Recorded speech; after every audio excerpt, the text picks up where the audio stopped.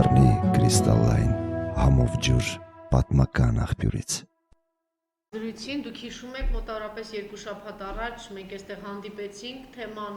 սյունեցիների համայնքապետերի մաններ վերաբերվում գիտենք որ մեծ մասը 70% մոտավորապես համայնքապետերի մի քիչ ավել կամ պակաս բոլոր ընտրության նախաշեմին պատերազմից հետո հայտարարեցին որ դավաճանտականքը պետք է հեռանա որովհետև հանձնել է հայրենիքը դավաճանական պլանով եւ շարունակում է հանձնել հայրենիքը բայց թիրախում հայտնվեցին Սյունիքի համայնքապետերը այս 4-ը փոխհամայնքապետերի նկատմամբ եւս քրեական գործեր տիկնոջ ազատ արձակեցի փոխհամայնքապետերից մեկը եւս կալանավորված է եւ շատերը գտնում են որ սա մեծ ընդհանուր ծրագրի մի մաս է այսինքն Արցախի թեման այլևս փակված է մի փոքր կտոր է մնացել որ առայժմ միայն ռուսական բանակի շնորհիվ կարողանում են պահել, բայց ինչպես տեսնում եք 4 կողմից խեղդում են, այն ջրազրկված է Ստեփանակերտը, մենք չգիտեմ մեծ աղմուկ չի բարձրանում այդ թեմայով, այն մի ճանապարհն եթե հանկարծ փակվի, թե ինչ է տեղի ունենալու, միայն կարելի է այսպես պատկերացնել։ Եվ հիմա, ինչպես ասացի, դանակը կախված է Սյունիքի գլխին։ Ինչպես տեսնում եք, շատ արագ է գործում մեր վարչապետը, չի թաքցնում իր ծրագրերը, ազգային ժողովի մեծ բան կազմակերպվեց, ծեծուջարդ կազմակերպվեց, ակնհայտ է կազմակերպված էր, ես փորձել եմ խոսել պատգամավորների հետ, ասում են 1, 2, 3-ը, որ ֆիզիկապես ավելի ամուր են, անվտանգության աշխատակիցները մտել են ներ, շրջափակել են իրենց եւ թիրախավորված 6-7 պատգամավոր հարձակվել են, ասենք 4 պատգամավորի վրա առանձին այդպես Վայ Հակոբյանի, Գեղամ Նազարյանի, Իշխան Սաղաթելյանի եւ այսպես փորձել են հնարավորինս ֆիզիկական հարվածներ հասցնել։ Այդ ամեն ինչը տեղի ունեցավ, հանրության ուշադրությունը 2 օր շարունակ սեղմված էր դրա վրա եւ զուգահեռ դրան ադրբեջանցիները 50 հոգով փակում են Գորիս-Կապան ճանապարհը մի քանի գյուղեր միանգամից հայտնվում են շրջափակման մեջ վարչապետը դրան զուգահեռ Նիկոլը դրան զուգահեռ հայտարարում է որ որևէ խնդիր չի տեսնում կարող են այլ ճանապարհով օգտվել աղմուկ է բարձրանում որ Հայաստան-Իրան ճանապարհը փակ է 5-6 գյուղեր շրջափակման մեջ են եւ պարզ է որ կտրվելու են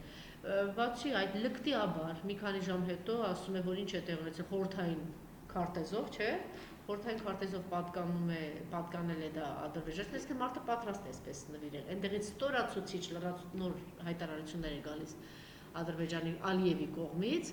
Այսօր առավոտյան էլ, չգիտեմ, հասցրել եք արդեն ծանոթանալ թե ոչ, Ադրբեջանը արդեն շողնուղ Բորոտան անունը թուրքական ինչ-որ անուններ է տալիս, ասում է այդպես կառավարության նիստի ժամանակ։ Այնպես որ այս ծրագիրը իրականացնում է, փակել է իրական են տղաներին, ովքեր կարող են քիչ թե շատ դիմադրություն ցույց տալ եւ հանձնվում է Սյունիքը։ Ես ձեզ չեմ խանգարի, պարոն Աբրեցյան, թե այս թեմաների շուրջ խնդրեմ։ Նախ մի քանի գյուղ չի, երրորդ օրն է 9 գյուղ։ Խնդրեմ։ Ադրբեջանը հաստորեն ճանապարհի փակումով շրջափակել է։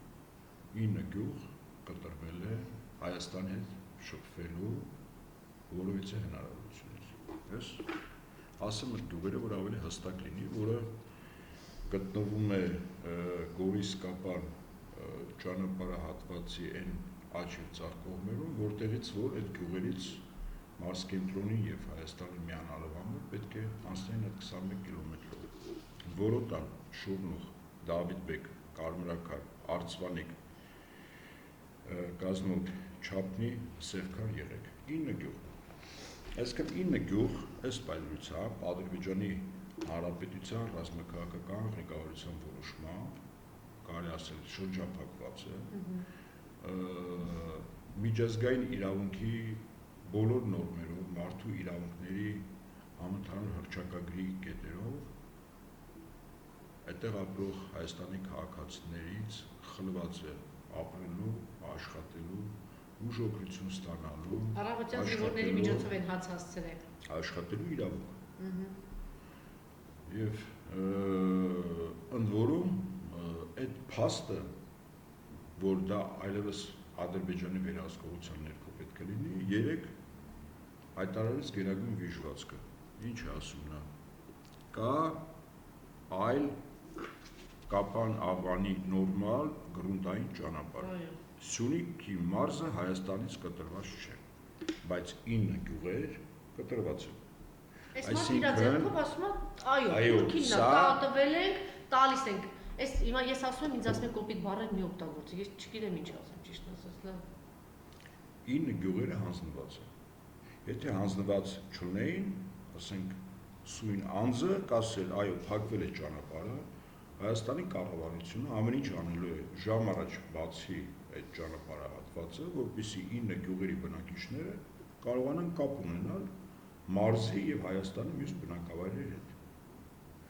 Իսկ երբ նա ասում է կա այլ ճանապարհ, դա նշենք, որ ինքը 9 գյուղը արդեն հանձնել է։ Ընդունում ենք սա ի գիտություն 9 գյուղը հանձնված է։ Հիմա ինչ ճակատագիր է սպասվում։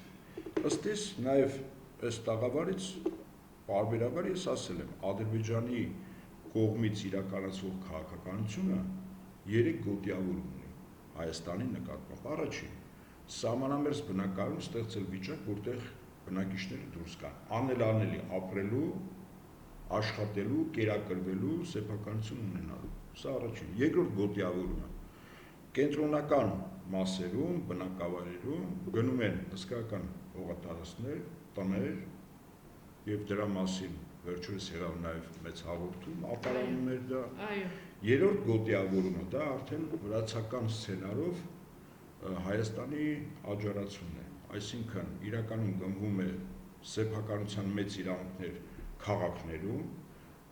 բիզնեսը, առևտուրը ամբողջովին անցնում իրենց վերահսկողության տակ եւ օրից մի օր Երևանը կարող է դառնալ Բաթումի, այնպես ինչպես հիմա Բաթումին մեծ հաշվով թուրքական է։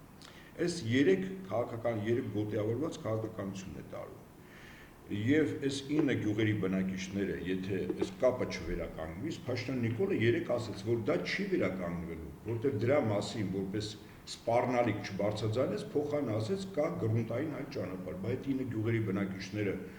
որոնք այդ 21 կիլոմետրի հարակից տարածքներում են ապրում եւ ուղղակի մեկ-մեկու հետ եւ մարզկենտրոնին կապվում են այդ ճանապարհով, ինչպես պետք է շփվեն, ինչպես պետք է տեղաշարժվեն։ Սա առաջին, երկրորդ ինչ կատարվեց 3 օր առաջ կտրվեց փաստացի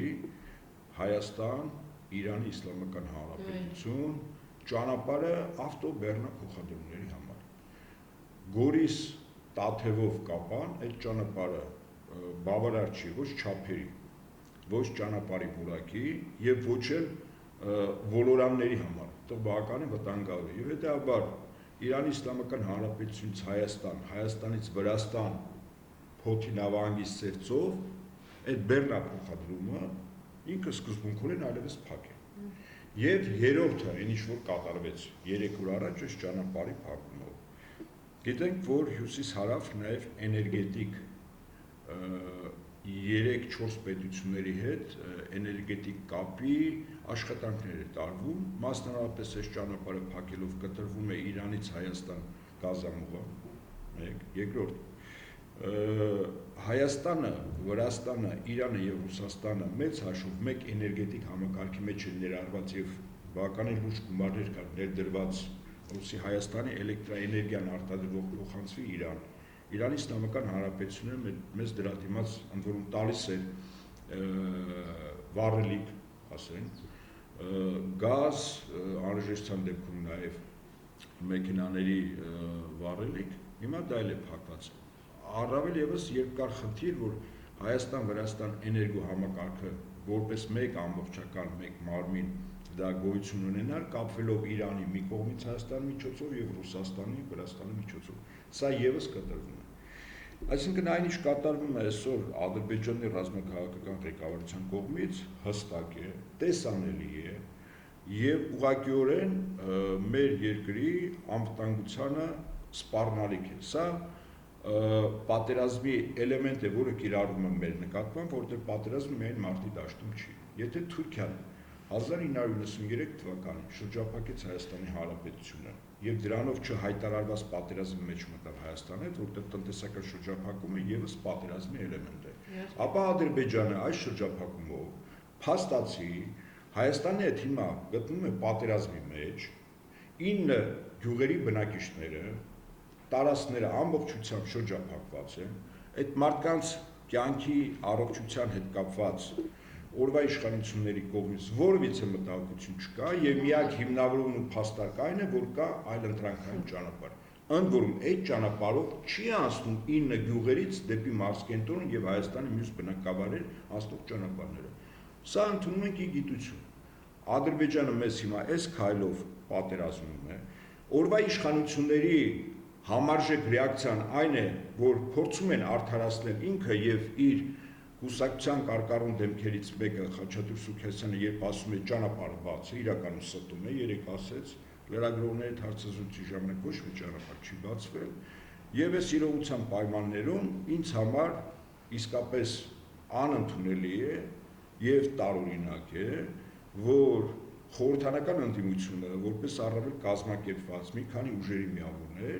այս փաստերի վերաբերյալ համարժեք կեցված չեն դրսևորում։ Եթե հարցնեք իսկ ինչ ասել է համարժեք կեցված։ Կեցվածքը հետևյալն է. Հայաստանում 9 գյուղ փաստորեն Ադրբեջանի կողմից շրջափակման մեջ է։ Ազգային ժողովում հրատապության արտահերթ հարց մտցնելու, որպեսզի օրվա իշխանությունների ընտրված լիազորությունների շրջանակներում դիմի օրինակ տարբեր արձանների, եթե Հայաստանի իշխանությունները չեն կարողանում կամ չեն ցանկանում ազատել, դա չի նշանակում, որ հայ ժողովուրդը պատանդ է այս իշխանություններին։ Պետք է իրենք դիմեն որպես ընդդիմություն, ժողովրդին հանեն փողոց, տասնյակ հազարավոր մարդկանց անունից դիմեն մեր ռազմավարական դաշնակիցներին, դիմեն ՄԱԿ անվտանգության խորհրդին, որտեղ 9 գյուղեր այս պայն Ադրբեջանի կողմից փաստորեն գրավված է։ Եթե ադրբեջանցի զինվորը դեռևս այդ գյուղերում չի, դա դեռ չի նշանակում, որ իրենց հսկողության տակ չի, եւ իրենք չեն կարող անել այն ինչ ցանկանան։ Այսօր չանեն, վաղ անելու են, այնպես ինչպես դուք հավանաբար գիտեք, 3 առաջին օրը, երբ Ադրբեջանի զինուզին ներկայացուցիչը կարողացել էր թափանցել Մարտակերտին։ Մեր բնակավայրից մեկ մտել էր տուն եւ այլն։ Հիմա օրվա իշխանությունները հստակ է իրենց քաղաքականությունը, իրենց շատ քննադատել, շատ ասել, կարծում եմ ինքը սկզբունքորեն ժամավաճառություն է։ Մենք հստակ արձանագրենք իրողությունները, այդ իրողություններից հետևություն անենք եւ փորձենք տեսնել ինչ միջոցներով, ինչ գործիքներով այս ամեն ինչի դեմը կարելի առնել։ Եվ պատասխանատվությունը կազմակերպվելու եւ այս ամեն ինչը ձախողելու առաջին հերթին խորհրդանական ընդդիմության ուժերին են, կուսակցություններին եւ անհատներին, իրենք պետք է առաջին քայլը անեն, ոտքի անեն ժողովրդին, որտեվ հաջորդը նմանատիպ քայլ լինելու է Տաուշում, այսինքն Հայաստան-Վրաստան միջպետական ճանապարհը եւ այնտեղ մի շարք գյուղեր նույն վիճակում են հայտնվելու, ինչ հիմա հայտնվել են Սյունիքի այդ գյուղերը եւ ճանապարհը։ Նույն, բացառապես նույն սցենարով արվելու։ Եթե սրա դեմը չառնվեց, դուք վստահաբար ասեմ, հաջորդ քայլը 1-2 ամիս հետո առավելագույնը նույնը կատարվելու է Տաուշում։ Թիրախավորումը այլևս Վազգեն Սարգսյանի, սա ծրագրավորված է, թե ինչու։ Այո։ Գիտեք, ինձ համար փոքր տարօրինակ է, որտեղ այդ անձին ես դեռևս 90-ականներից այդպես հերվից ճանաչում եմ իր գործունեությունը, իր կշիռը, գիտելիքները, խորհրդականների այն թիմը, որ ինքը ունի, խոսքը կրկին Խաչատուր Սուքեսյանի մասին է։ Ինքը 2 օր առաջ շատ հետաքրքիր բացահայտում արեց։ Ասաց, որ 98-ին Վազգեն Սարգսյանը իրականացել է պետական հեղաշրջում, նպատակը ձախողել Լևոն Տեր-Պետրոսյանի այն ծրագիրը, որը հիմա Փաշինյան Նիկոլը կյանքի է կոչում։ Եվ 99-ին Վազգեն Սարգսյանը սպանվեց։ Հարց. ում էր ձեռնտու։ Այսինքն ինքը անուղղակի ասում է, այն ուժերին, ուզում էին հողերը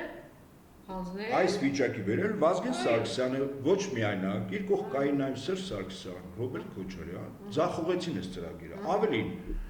նույն Խաչատուր Սուքեսյանը խոստովանեց կամ բարձրաձայնեց, որ 2004 եւ 2016-ին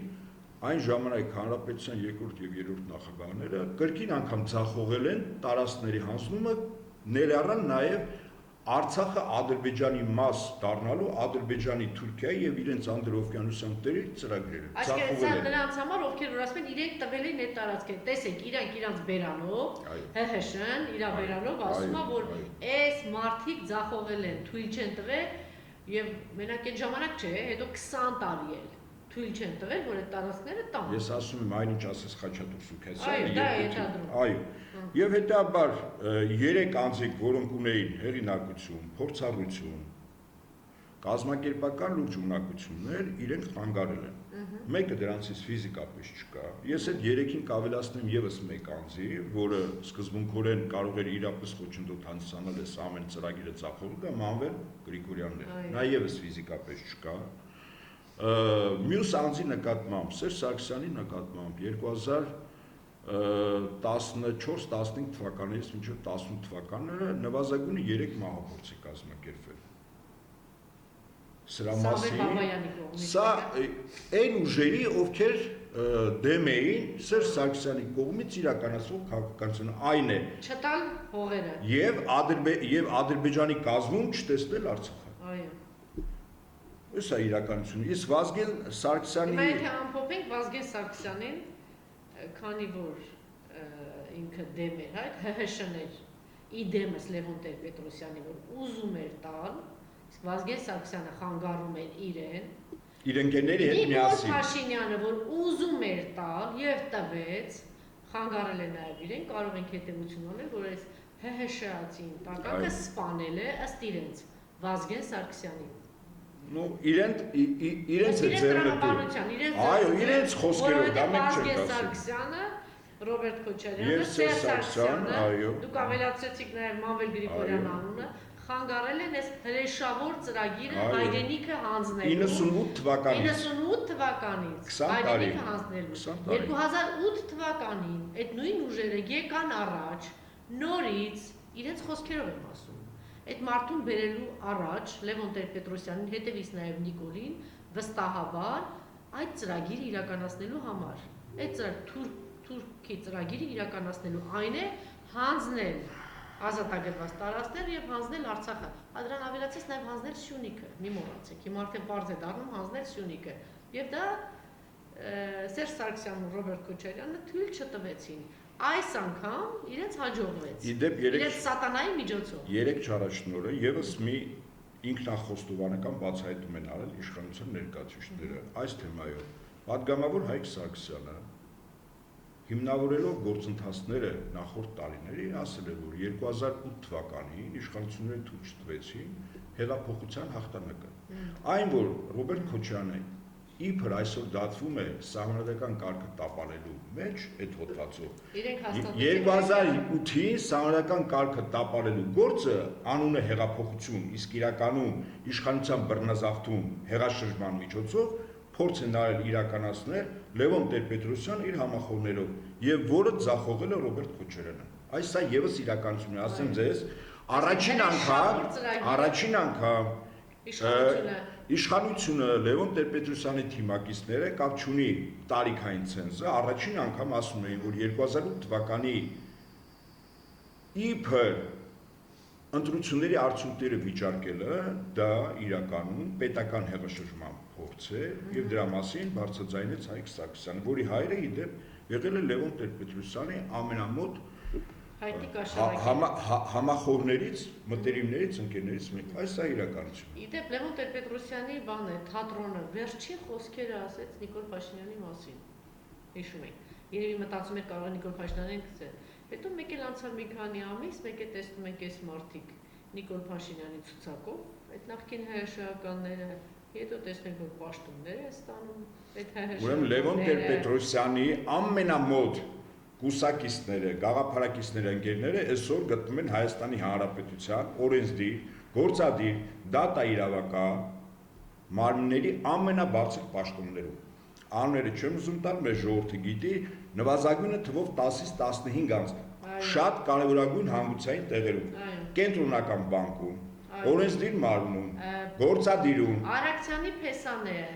ընդ որում տեսեք, որ թողեն մեծ կպրթեն Բաբկեն Արաքցյան, կենտրոնական բանկ։ Չէ, ուրիշ բան ուզում ասել, պարոն Ահապետյան, երևի կհամաձայնեք, թվում է թե այսպես, եթե թողեն մեծ կխոսեն, չէ, անկախություն կերտած առաջին բան դեմքեր ազգային ժողովի, գերագույն խորհրդի նախագահ Բաբկեն Արաքցյան, հայրենիքը հանձնել է,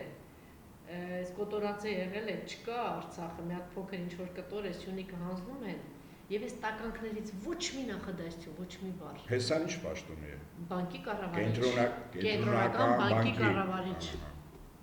Հրեշական տականքը շարունակում է հոշոտել հայրենիքը։ Եթե մենք ուշադրություն իրենց բան ամենամեծ սատանային։ Եթե ուշադրություն դարձնենք, եկեք այսպես, հա, ցանկացած երկրի, որտեղ բանկային քաղաքականությունն է որոշում տվյալ երկրի տնտեսության լավ կամ վատ լինելը, այդ կառույցի ղեկավարը Լևոն Տեր-Պետրոսյան and Company։ Հաջորդը դատա իրավական, բարձրագույն դատական խորհուրդ ապօրինի կերպով ղեկավար դարձավ Գագիկ Ջանգիրյան։ Լևոն Տեր-Պետրոսյան and Company։ Հաջորդը ազգային ժողովի պատգամավորներ, կարևորագույն հանձնաժողովի ղեկավարներ, Անդրանիկ Քոչարյան եւ այլով։ Իրականում ես կարծում եմ ազգային ժողովում ամենավճռորոշ խոսքը դա ազգային ժողովի նախագահին չի, դա Անդրանիկ Քոչարյանն է։ Հաջորդը բիզնես ոլորտը, Թուրքիայի հետ հարաբերություններ, Թուրքիայի հետ բիզնես, Հայաստանում օլիգարխիկ համակարգը ամբողջություն իրենով անելու ներկայացիչով է Խաչատուր Սուքիասյան, Լևոն Տեր-Պետրոսյան and Company։ Արտաքին քաղաքականությունը Թուրքիայի եւ Ադրբեջանի հետ գաղտնի բանակցություններում Լևոն Տեր-Պետրոսյանի ամենամտերիմ զինակիցներից մեկը Վլադիմիր Կարապետյան եւ իր կինը։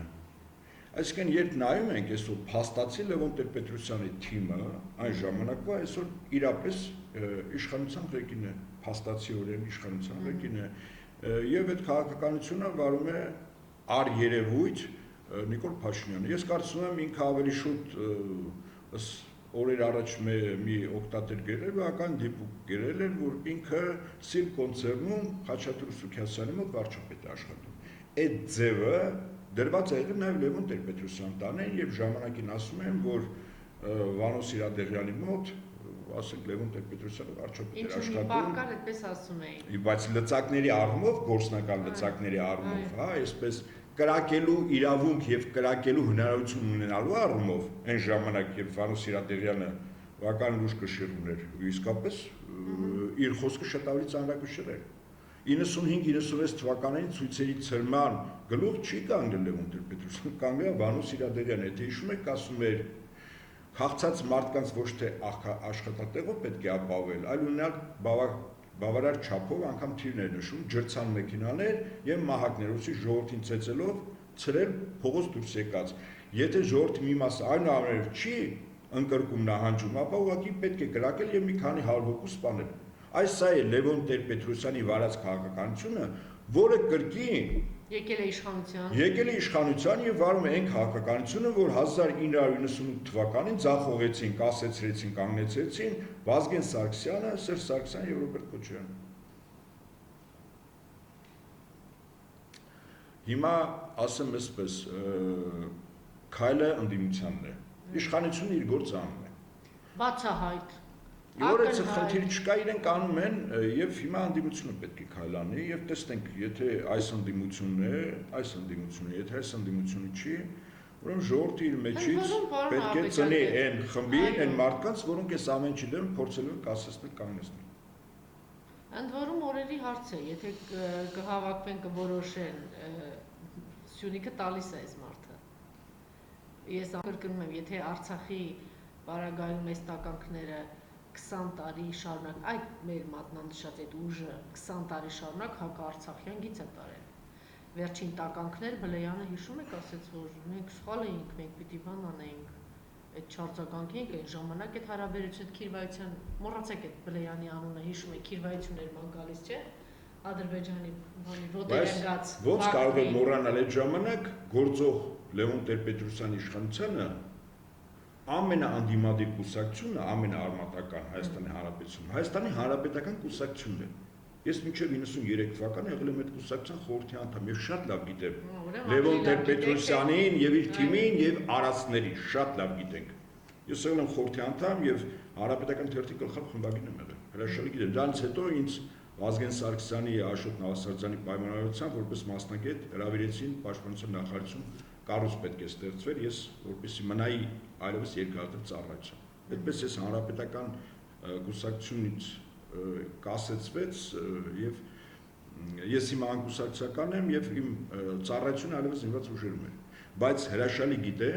այն ժամանակվա եւ ավերը եւ Ալանթարանը եւ բանակցային գործընթացը Մեկը լավ ասեց, ասում որ եկան Քոչարյանի ժամանակ թալանել եմ ասեց, բայց ինչ էր թողել Լևոն Տեր-Պետրոսյանն ու ՀՀՇ-ն ամբողջ երկրի հարստությունը բեռներով տանում էին Թուրքիա, Իրան, հա, ասենք այդ ֆոտորացից այդ ավերածությունից հետո մենակ պետք էր թևերը կշտել ու փորձել ինչ-որ բան ստեղծել ու բարեբախտաբար ի պատիվ Քոչարյանի կարողացավ այդ ամեն ինչը ստեղծել, բայց չգնահատեց այդ ժողովուրդը։ Չգնահատեց։ Ցավոք սրտի չգնահատեց եւ ինչպես ասում են, օրինեց Թուրքի ոտքը, որտեղ տեսեք Նիկոլ Փաշինյանը չի թաքցնում։ Ինչ Փաշինյանը դրական ազդակներ է հայտնաբերել Թուրքիայի կողմից։ Նիկոլ Փաշինյանը կարծում է, որ Ադրբեջանի կողմից Գորիս-Կապան ճանապարհահատվածի վերաբացումը տարածաշրջանային կայունության շատ լավ խորհրդանիշ կարող է լինել։ Ուրեմն տեսեք, այս ողորմելի տականքները ճանապարհը փակում են, հա? Այսպես ասեմ, օկուպացնում են 9 գյուղ, մարդը ինչի մասին է խոսում, որ ինչ հրաշալի բան է ստեղծվել մեզ համար։ Այս մասին այսօր կառավարության նիստին հայտարարել է Նիկոլը, նա նաև նշել է, որ այս ճանապարհի փակումը իրենց համար անկանխատեսելի չէր, դրա համար հիմա իրենք նոր ենթակառուցվածքների կառուցման ուղղությամբ են, այսինքն ինքը գիտեք ինչ է ասում է այդ 9 գյուղը դատարկվելու է, այո։ Իդեպ ես լրացնեմ, որ այս քաղաքականությունը այնինչ որ հիմա կատարվել է եւ հետո դրա մասին բարձրաձայնել վերջերս Ադրբեջանի նախագահը եւ Ադրբեջանի արտաքին գործերի նախարարության մամլո խոսնակը, որոնք ասել են, բառացի չեմ ասում, միտն եմ ասում, որ իրենք Հայաստանի Հանրապետությունից տարածքային պահանջների խնդիր չունեն։ Այնինչ ասվում էր Արմենիան, Զանգեզուրի, Երևանի մասին, դա քարոզչական, ներքին սպառման համար էր, բայց գործնականում իրենք ասում են, որ Հայաստանի Հանրապետությունից դուրս եկած ազգությամբ ադրբեջանցիները 100,000-ներով, որոնք գտնվում են Ադրբեջանում եւ այլ երկրներում, իրենք իրավունք ունեն վերադառնալ իրենց նախնյաց օջախները։ Հիմա պատկերացրեք, այդ գյուղերը դատարկվում են, ադրբեջանցիները վերադառնում են, բայց այդ ադրբեջանցիները ասում են, այո, մենք գալիս ենք դառնանք Հայաստանի Հանրապետության քաղաքացի, բայց բնակվելու ենք այդտեղ։ Բնականաբար այդ մարդկանց անվտանգությունը ապահովելու համար ինչ է կարծում Ադրբեջանը համապատասխան միջոցներ պետք է ձեռք առնի, վստահաբար այո։ Այսինքն իրականում մարդիկ գալու են Հայաստան, գալու են այդ գյուղերը ու ոչ միայն, այդ վտանգը սպառնում է նաև Գեղարքունիքի մարզին, Վարդենիսի մի քանի գյուղերին, սպառնում է նաև Տավուշի, եւ հետո Ադրբեջանը ասել է բնականաբար իսկ գալու եմ ազգությամբ ադրբեջանցիների անվտանգությունը ապահովում, իսկ հաջորդը դուք ճիշտ եք ասում, հաջորդը Երևանն է։ Այսպես եւ հստակ քաղաքականություն իրականացնում են ընդդիմության դաշտում է քարը։ Այո, այո։ Քայլը իրենք պետք է անեն։ Այո։ Այնինչ անում է